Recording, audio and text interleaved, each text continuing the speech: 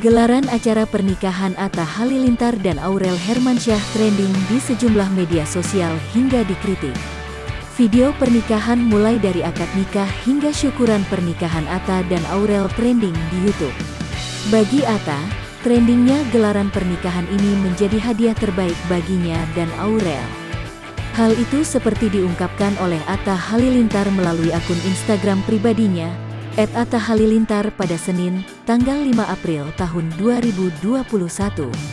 Melalui unggahannya, Atta Halilintar mengucap terima kasih lantaran sejumlah videonya trending.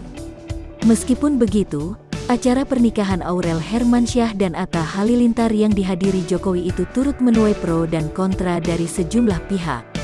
Bahkan Firsa Besari dan Ernest Prakasa turut memberikan kritik soal kehadiran Presiden Jokowi dan sejumlah pejabat penting lainnya diunggah di media sosial Sekretariat Negara.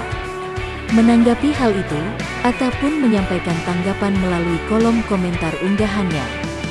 "Gak nikah salah, dibilang settingan, nikah juga disalah-salahin. Itulah hidup.